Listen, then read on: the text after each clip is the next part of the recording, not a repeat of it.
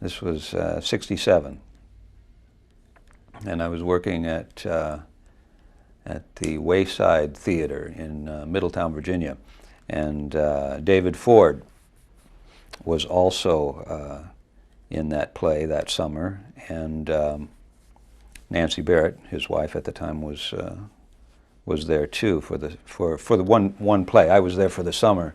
Anyway, to make a long story short, they recommended that I see Dan Curtis when I got back to New York, and David set up the meeting, and I went in and met him, and he hired me.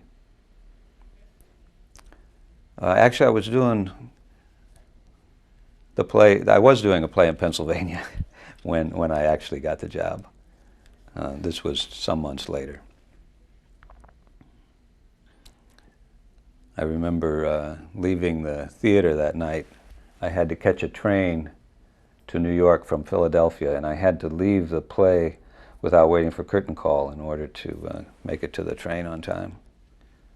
And as I left the stage, everybody was saying goodbye and good luck to the character that I was playing, and they were doubling it for my trip to New York to meet Dan Curtis. Well, I started off, of course, playing Tony Peterson, who is a real, nothing kind of character. He didn't have any real background. He didn't have much of anything. And so it was a real nice change of pace to go into 1795 and become the evil Reverend Trask, who was my favorite of the three Trasks, four counting the butler Trask. But he was my favorite simply because he was the purest. He was self-ordained. He wasn't a bad guy like Gregory Trask was. I mean, Gregory had some real bad traits. He was a crook. He was illegal.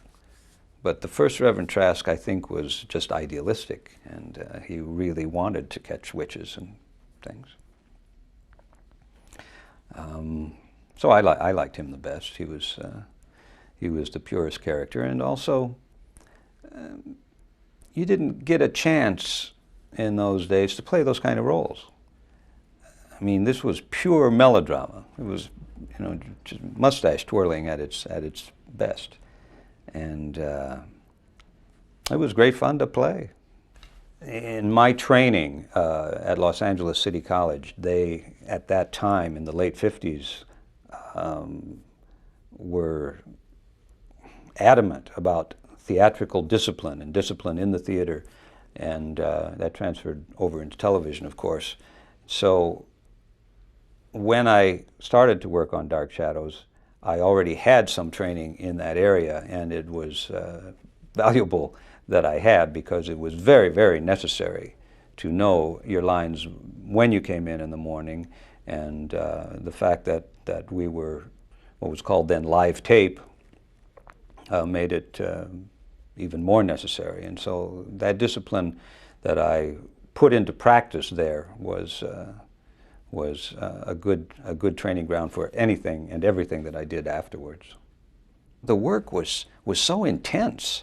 I mean, there were only 5 actors for the most part on each episode, and we all had a tremendous amount of dialogue to learn, especially when you had to do incantations, and those were difficult to memorize.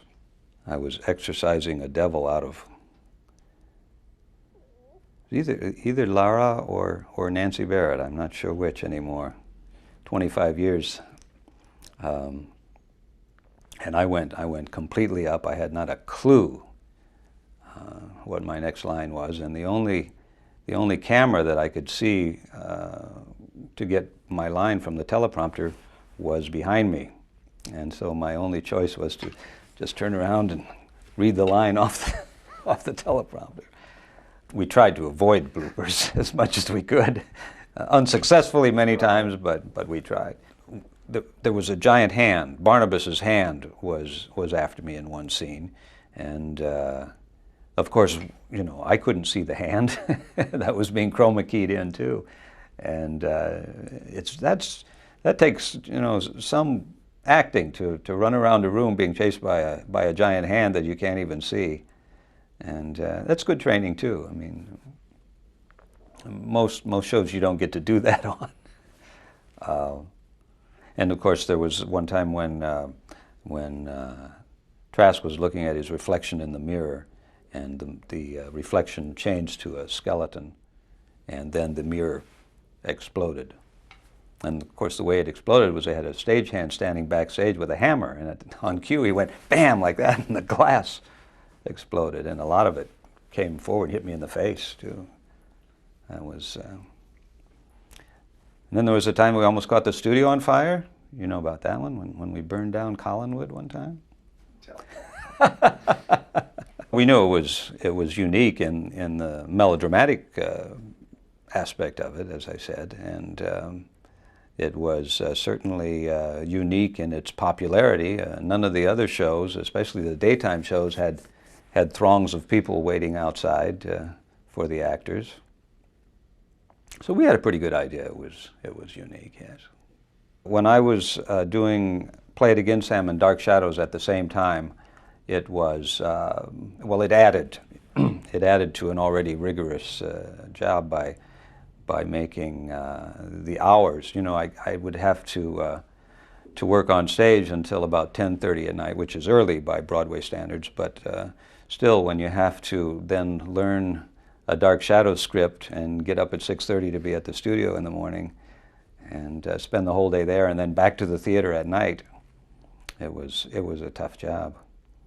But I enjoyed it. I've always liked hard work. One of the things that I cherish most in my memories of Dark Shadows is of the people that I met and worked with.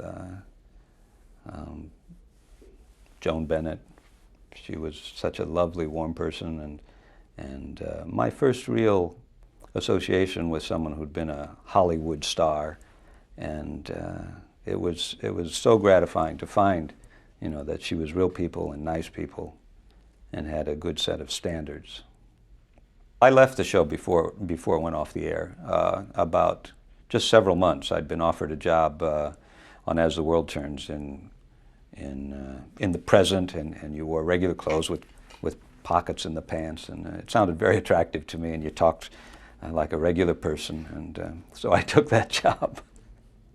We're all a little surprised at the length of time this interest has carried on.